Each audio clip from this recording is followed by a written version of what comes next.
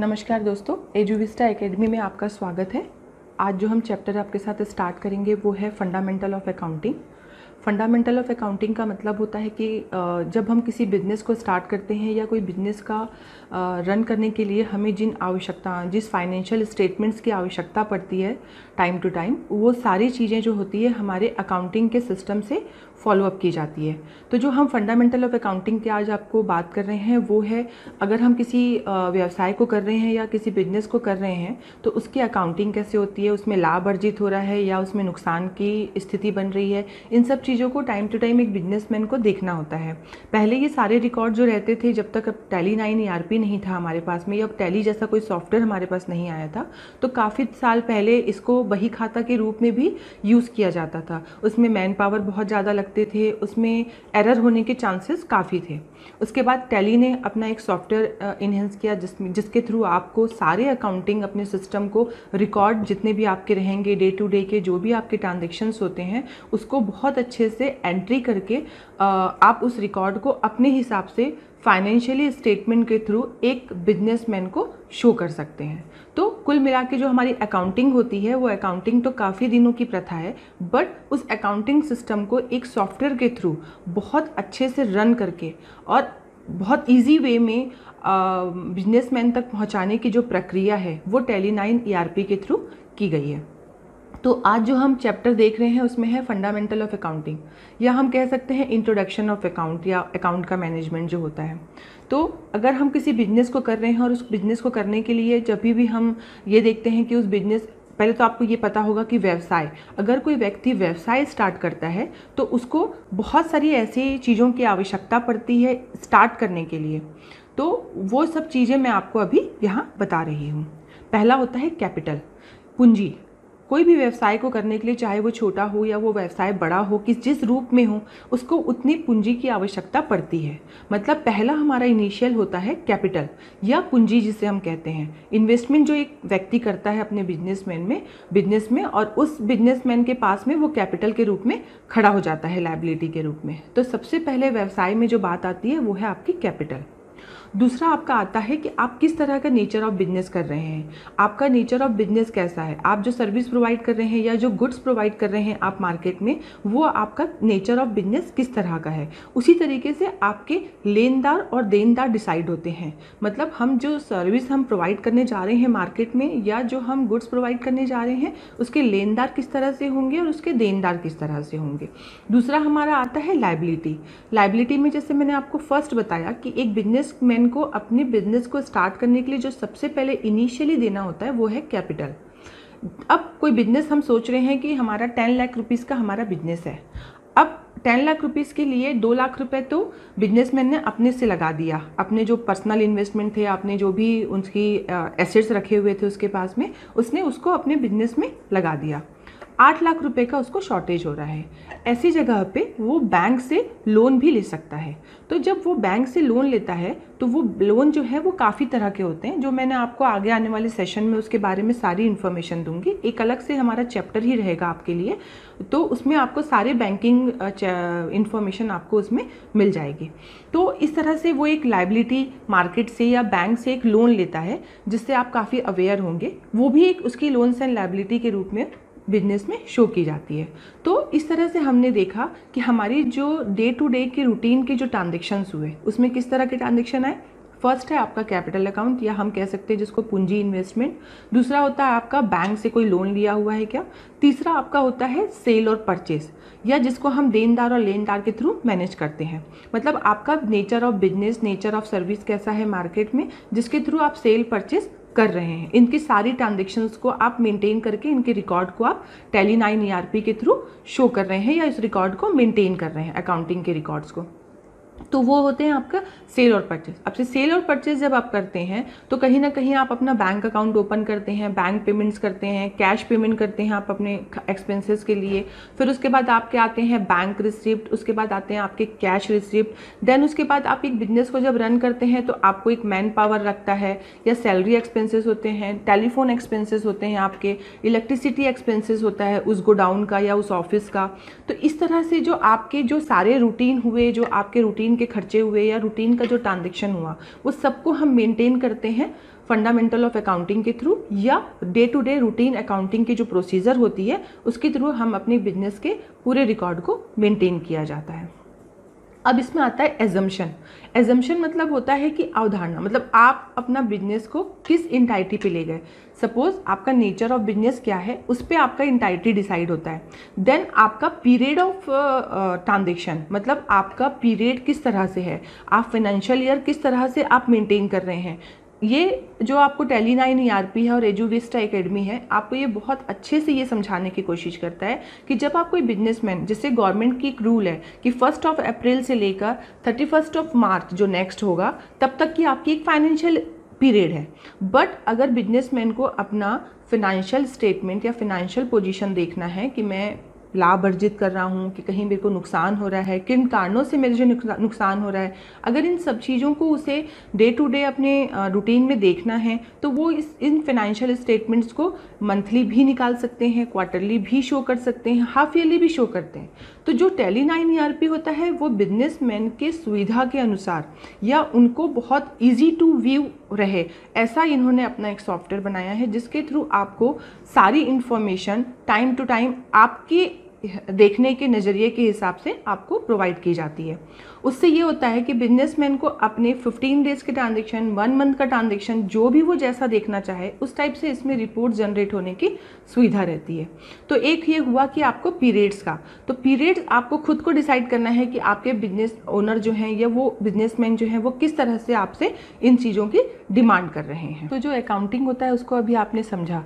Accounting में ना concept भी होता है कि किस कॉन्सेप्ट में आप वो अकाउंटिंग प्रोसीजर कर रहे हैं। बिजनेस का कॉन्सेप्ट आपको समझ में आया कि आपका नेचर ऑफ बिजनेस डिसाइडेड होना चाहिए। इसी तरह से अकाउंटिंग का कॉन्सेप्ट होता है कि किस कॉन्सेप्ट में आप उस अकाउंट को रन कर रहे हैं। तो जो कॉन्सेप्ट हुआ वो है आपका, एक तो होता है, अगर हम अकाउंटिंग की परिभाषा में जानते हैं तो पहला होता है एक्रूवल।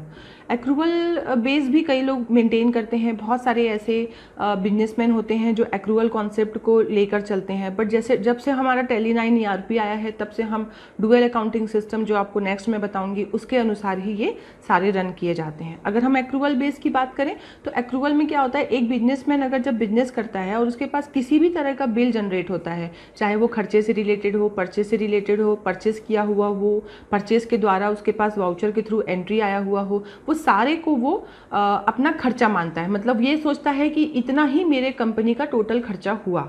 वो बिल मिलते ही उसको एक्रूवल बेस पर वो अपना खर्चा डिसाइडेड कर लेता है। तो एक होता है एक तरफा, मतलब एक हुआ कि अगर आपने बिल लगाया या बिल आपके पास आया तो उससे रिलेटेड आपने टैक्सेशन कितना दिया, मैन पावर क्या लगा, एक कॉस्ट बेनिफिट जो होना चाहिए या कॉस्टिंग जो आपको मिलनी चाहिए अकाउंटिंग की, वो आपको प्रॉपर इसमें नहीं मिल पाती है।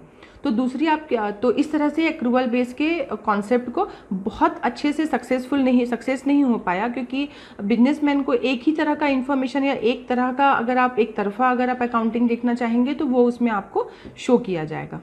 तो दूसरा होता है आपका डुअल कॉन्सेप्ट। डुअल कॉन्सेप्ट में क्या होता है, जब आप कोई लेनदार और देनदार दोनों की जो भी आपकी प्रक्रिया होती है उसको कंप्लीटली अगर आप फॉलो करते हैं, सेल्स है, परचेस है आपका, उसके थ्रू जो आपके बिजनेस में जो भी खर्चे हो रहे हैं, रेवेन्यू जनरेट हो रहा है, अगर आपके पास, मैं आपको एक एग्जांपल बताती हूँ, अगर आप कोई सेल एंट्री कर रहे हैं, ठीक है, एक बिजनेसमैन है वो एक सेल एंट्री कर रहे हैं, ठीक, मान लो हम एक बिग बाज़ार का एग्जांपल लेते हैं। एक बिग बाज़ार हम जाते हैं, हम कहते हैं हमें 5 किलो चावल दे दीजिए। अगर वो 5 किलो का चावल हमने खरीदा तो बिग बाज़ार की अकाउंटिंग कैसे होगी, 5 किलो का जो चावल है वो सेल एंट्री बनाएंगे। सपोज़ वो कैश, अगर वो चावल को मैंने कैश में परचेज़ किया है तो वो कैश सेल जनरेट करेंगे 5 किलो चावल के लिए। और जो भी पार्टी है, चलो मैं अगर कैश में ले रही हूँ तो मेरे नाम से या कैश अकाउंट के नाम से वो उसको डेबिट कर देंगे और क्रेडिट करेंगे अपने गुड्स को या अपने स्टॉक को। तो स्टॉक से वो गुड्स जो है वो माइनस हो गया 5 kg से और उसका वैल्यू रिलेशन हो गया। मान लो वो 100 रुपीज़ kg का आपने राइस परचेस किया तो 5 kg का इंटू 100, 500 रुपीज़ आपने उनको कैश दिया और वो जो कैश है उनके पास में कैश अकाउंट में उन्होंने डेबिट कर लिया। तो आपने देखा कि मेरे पास में किस तरह से अकाउंटिंग हुई। सबसे पहले मैंने पार्टी को डेबिट किया, अपने गुड्स और अपने सेल अकाउंट को क्रेडिट किया जिससे मेरा इनकम जनरेट हुआ। सेकेंड एंट्री मैंने क्या की, मैंने डेबिट किया कैश को और क्रेडिट किया पार्टी को 500 रुपये से। तो ये दोनों एंट्री जो हुई दोहरी प्रणाली की एंट्री हुई। मतलब अगर आप कहीं पे कोई सेल एंट्री मार रहे हैं तो वहाँ पे 2 लेजर आपके इफेक्ट होंगे या 2 आपके अकाउंटिंग इफेक्ट हुए। पहला आपका पार्टी अकाउंट डेबिट हुआ, दूसरा आपका स्टॉक इन हैंड का माइनस हुआ, वो आपको इफेक्ट किया। एक डेबिट हुआ तो दूसरा क्रेडिट हुआ। इसी तरीके से जब आप एक पार्टी से कैश रिसीव कर रहे हैं, अब आप रिसीव की एंट्री मार रहे हैं तो पार्टी आपका क्रेडिट हो गया, और चूंकि आपके गुल्लक में कैश आ रहा है, आपको कैश जनरेट हो रहा है, आपके पास एक एसेट के रूप में आपके पास में वो पहुंच रहा है, तो जो हमारा कैश अकाउंट है वो एक रियल अकाउंट है। तो वो रियल अकाउंट में आपके पास में रियलिटी में 500 रुपये कैश आपके पास में पहुंच रहा है, वो आपका डेबिट साइड हो जाएगा, वो आपका एसेट कहलाएगा। तो इस तरह से आपने एक पार्टी का सेल अकाउंट देखा, देन उसके बाद में उसकी रिसीविंग अकाउंट देखी। तो जब दोहरी प्रणाली होती है, डबल एंट्री कॉन्सेप्ट होता है, उसमें आपका एक लेजर अगर डेबिट होता है ना, अगर हम एक लेजर को डेबिट करते हैं और तो दूसरा लेजर ऑटोमेटिकली कोई ना कोई एक लेजर क्रेडिट होगा। ये बैलेंस शीट का बहुत थंब रूल है या गोल्डन रूल जिसको आप कह सकते हैं, कि जब मेरे एसेट और मेरी लाइबिलिटी 2 साइड होते हैं बैलेंस शीट्स में, सभी बीकॉम वाले बच्चों को ये पता ही है, और नॉन अकाउंटिंग वाले बच्चे जो रहते हैं उनको बहुत कॉन्सेप्ट अच्छा से क्लियर करना है। तो आप एक चीज़ बहुत अच्छे से नोट कर लीजिए, बैलेंस शीट किसी भी व्यवसाय में अगर आप बैलेंस शीट बनाने जा रहे हैं या बैलेंस शीट आपको सीखना है, तो एक थंब रूल आप बहुत अच्छे से याद रखिए। एक गोल्डन रूल जो आपके याद रखने की चीज़ है वो ये है कि जो भी बैलेंस शीट होगा उसका asset side and liability side both side equal होना चाहिए, उसमें कोई डिफरेंस नहीं होगा। जो आपका एसेट साइड होगा और जो आपकी लायबिलिटी साइड होगी वो हमेशा ऑलवेज इक्वल होंगे, तो ही आपका बैलेंस शीट सही है। तो इस तरह से हमने देखा कि अगर हम डबल अकाउंटिंग सिस्टम में जाते हैं तो हमारा एक अकाउंट डेबिट होता है और दूसरा अकाउंट क्रेडिट होता ही है। इस कॉन्सेप्ट को बहुत सराहा गया और इससे काफ़ी सारी इन्फॉर्मेशन जो फाइनेंशियल स्टेटमेंट की इन्फॉर्मेशन होती है वो हम इसे जनरेट कर पाए, और टाइम टू टाइम हम अपने बिजनेसमैन को ये बता पाए कि आपने इस प्रॉफिट में मतलब अर्न किया है या आप यहाँ पे कहीं ना कहीं जगह पे लॉस है। अगर मैंने अर्न किया तो मेरे उस वर्किंग एटमॉस्फेयर में या वर्किंग सिस्टम में मैंने क्या अच्छा किया या क्या मैंने प्लस किया अपनी बिजनेस में जिससे मुझे अर्न हुआ, मैं लाभ अर्जित कर पाया, या मेरे से ऐसी कौन सी गलती हो गई जो मैंने इसमें लॉस क्रिएट कर दिया। तो इस तरह से जो इन्फॉर्मेशन होती है, फाइनेंशियल स्टेटमेंट की जो इन्फॉर्मेशन होती है, वो हम टाइम टू टाइम एक बिजनेसमैन को बहुत अच्छे से दे पाते हैं। आपको आता है कि रिकॉर्ड, मैंने जैसे फर्स्ट आपको कहा था कि रिकॉर्ड, अकाउंटिंग का रिकॉर्ड कैसे मेंटेन होता है, या आप कहे रिसोर्स ऑफ रिकॉर्ड क्या है, वो जनरेट कैसे होता है। जब हम कोई बिजनेस करते हैं तो जैसे मैंने आपको बताया कि अगर मैं बिजनेस करना चाहते हैं, हम नया बिजनेस को स्टार्ट कर रहे हैं, तो हमारा कैपिटल हुआ, हमने अपना एक पूंजी इन्वेस्टमेंट किया, तो वहाँ से हमारा एक अकाउंटिंग सिस्टम स्टार्ट हुआ। मतलब एक कंपनी है, सपोज एक कोई कंपनी है जिसका एसके जन सन्स HUF करके कोई कंपनी है।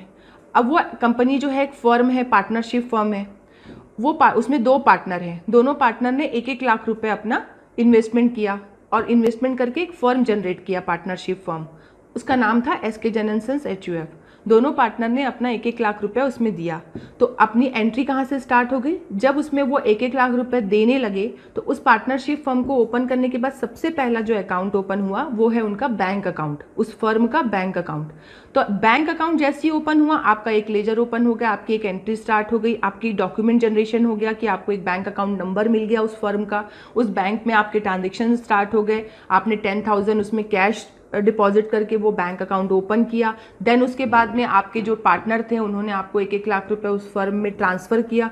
ऐसे करके आपके पास में जो आपका रिकॉर्ड सिस्टम है या आप जो रिसोर्सेज सिस्टम है आपके अकाउंटिंग के, वो आपके जनरेट होने शुरू हो गए।